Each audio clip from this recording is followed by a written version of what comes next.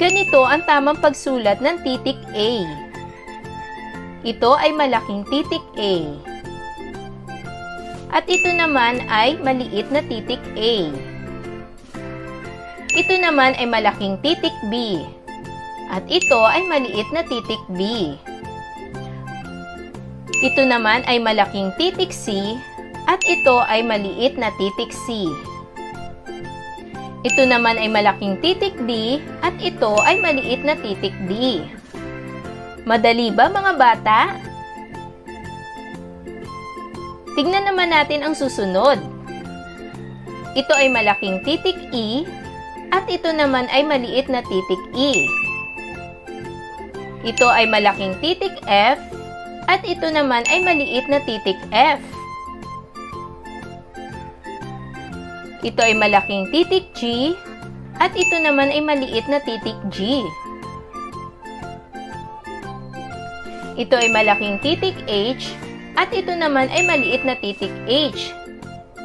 Di ba mga bata, madali lang magsulat ng kabit-kabit na titik? Tignan naman natin ang susunod. Ito ay malaking titik I, at ito ay maliit na titik I. Ito ay malaking titik J, at ito naman ay maliit na titik J. Ito ay malaking titik K, at ito naman ay maliit na titik K. Ito ay malaking titik L, at ito ay maliit na titik L. Pagmasdan maigi kung paano isulat ang kabit-kabit na titik. Sumunod. Ito ay malaking titik M, at ito naman ay maliit na titik M. Ito ay malaking titik N, at ito naman ay maliit na titik N. Ito ay malaking titik N, at ito naman ay maliit na titik N. Ayan, kayang-kaya nyo yan mga bata. Sumunod naman. Ito ay malaking titik NG, at ito naman ay maliit na titik NG. Ito ay malaking titik O, at ito naman ay maliit na titik O. Ito ay malaking titik P, at ito ay maliit na titik P. Tingnan naman natin ang sumunod. Ito ay malaking titik Q, at ito ay maliit na titik Q. Ito ay malaking titik R, at ito naman ay maliit na titik R. Ito ay malaking titik S, at ito naman ay maliit na titik S. Ito ay malaking titik T, at ito ay maliit na titik T.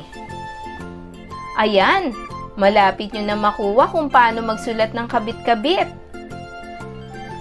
Sumunod. Ito ay malaking titik Q, at ito ay maliit na titik Q. Ito ay malaking titik V, at ito ay maliit na titik V. Ito ay malaking titik W, at ito ay maliit na titik W. Ito ay malaking titik X, at ito ay maliit na titik X. Ito ay malaking titik Y, at ito naman ay maliit na titik Y. At ang panghuling letra ay ang malaking titik Z, at maliit na titik Z. Yan, ganyan ang pagsulat ng kabit-kabit na titik. Ngayon mga bata, kaya nyo na ba magsulat? Isulat ang mga malalaki at maliliit na titik ng alpabetong Pilipino sa kabit-kabit na paraan ng 2 beses. Isulat ito sa iyong kwaderno. Gayahin nyo ito mga bata ha. Isulat ang mga titik na ito ng 2 beses. Pagmasdan nyo rin ang mga araw kung paano isulat ang kabit-kabit na titik. Malaki at maliit na titik A. Malaki at maliit na titik B. Malaki at maliit na titik C. Malaki at maliit na titik D. Malaki at maliit na titik E. Malaki at maliit na titik F.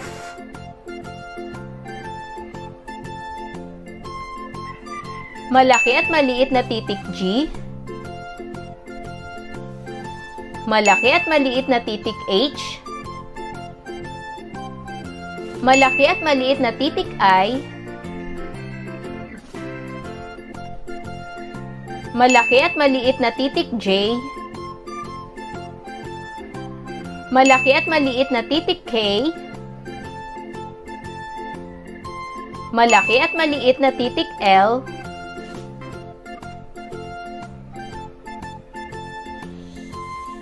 Malaki at maliit na titik M. Malaki at maliit na titik N.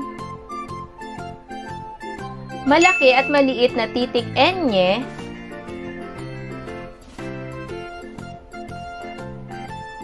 Malaki at maliit na titik NG. Malaki at maliit na titik O. Malaki at maliit na titik P.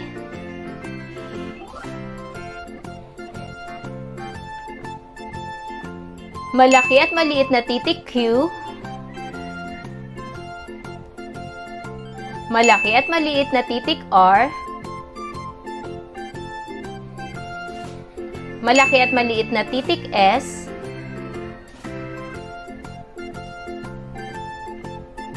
Malaki at maliit na titik T. Malaki at maliit na titik U. Malaki at maliit na titik V. Malaki at maliit na titik W. Malaki at maliit na titik X. Malaki at maliit na titik Y. At ang panghuling titik ay malaki at maliit na titik Z. Mga bata, maaari nyo ring i-pause ang video na to para masundan nyo ang mga titik na kabit-kabit.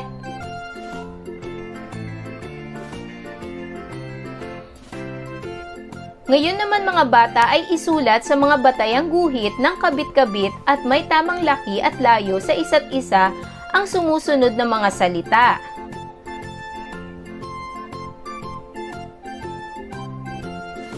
Unang salita, ama.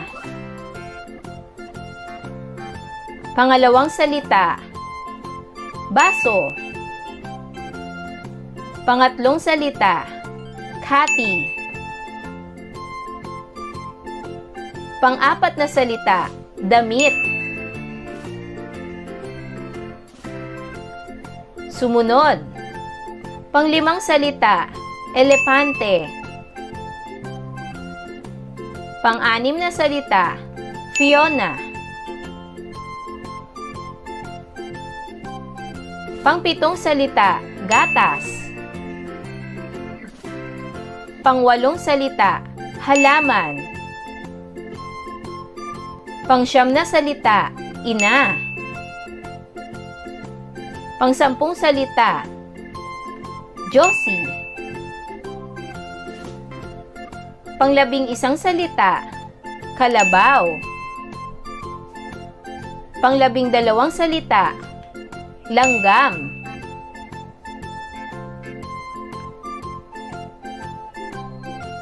Pang-labing-tatlong salita, manika.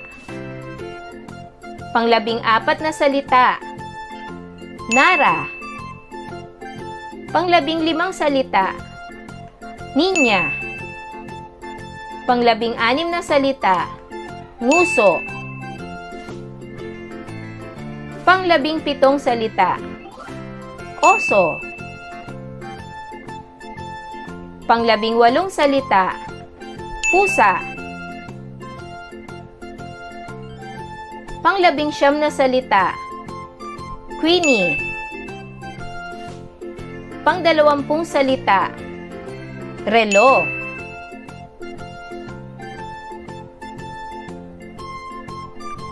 Pang-21 salita, salamin. Pang-22 salita, tasa. Pang-23 salita, usa. Pang-24 na salita, Valentine.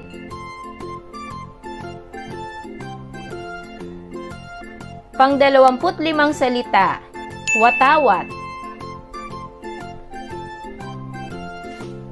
Pang-26 na salita, xylophone.